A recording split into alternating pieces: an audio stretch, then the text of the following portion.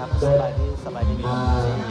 คือวันนี้เสียง จะ เรีย เป็ ง น นามเรามาจากวัดใดวัดใด ถวาย นอกจากพ่อรัตนนิมุตเด้อเด้อ พาพี่น้องเอาไปคนต่อได้เสมอ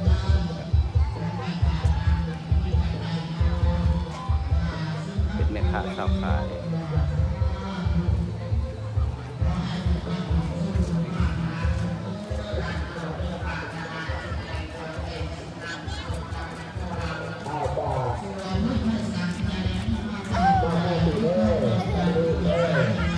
เอาว่าเจ็ดมือนะ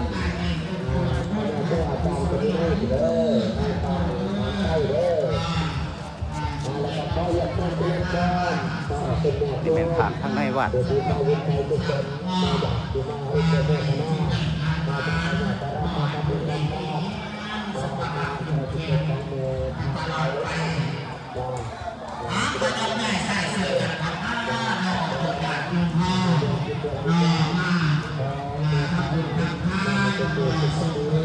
รเมือง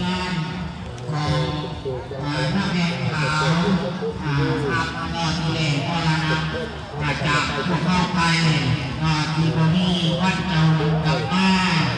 ก็เลี้ยงไว้แก่นอกทุกนักนอกดีที่ให้กับเด็กลูกเข้าทั้งหลาย นี่เป็นโรงทาน คุณน้ำร่วมดีสุขวันนี้ทุกดวงวิญญาณของแม่ขาวอังไปสู่สุคติได้ดูได้พบผู้ที่ดี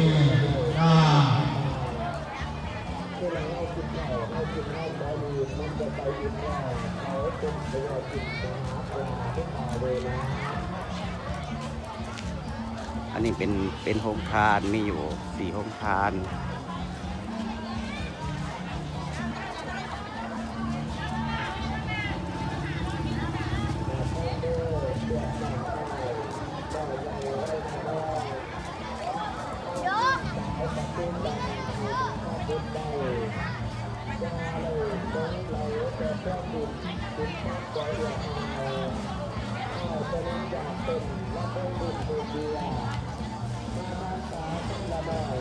นี่จะออกไปข้างข้างนอกพี่เพิ่นตัวนี้เป็นภายในวัด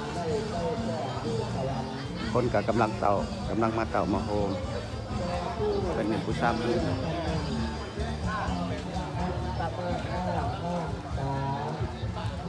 ยาถือหลายทุกข้าบางจะไปงามหนาได้ขายดีเดินเก่าให้ได้ตุกอยู่ปากผู้บ้านให้ได้ทอดดูด้วยตั้งได้ที่ได้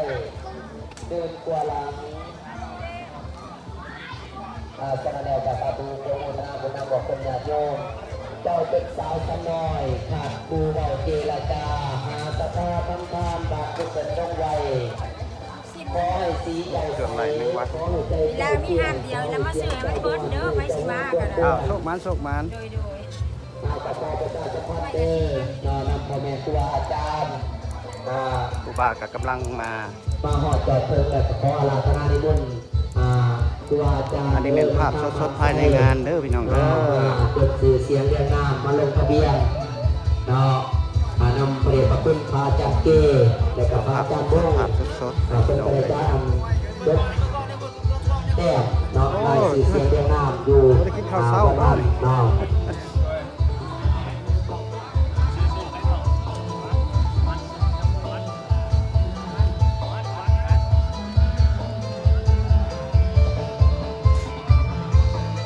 เอาภาษาโทโปรโมทนาบุญนาบอกตนญาติโยมนอกบัจจุสุคนเด้อนอกปฏิมีจิตใจเดือมใส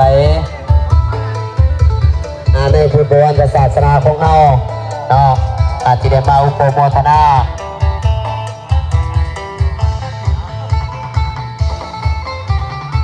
โล1 2 3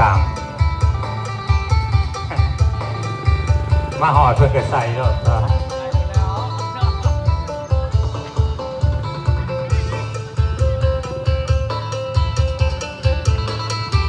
ก็ต้องไหวพระรัตนตรัยการนมัสการพระเดชพระคุณพ่อแม่ครูบาอาจารย์ทุกผู้ทุกองค์พระ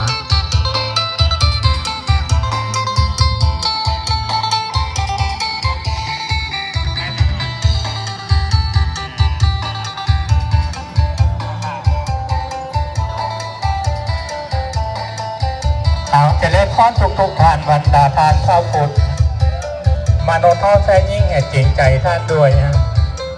ใครอยากรวยเงินล้านในโมท่านเต็มตืมอาจะเลือกประเทศทั้งกรรมภายกุศล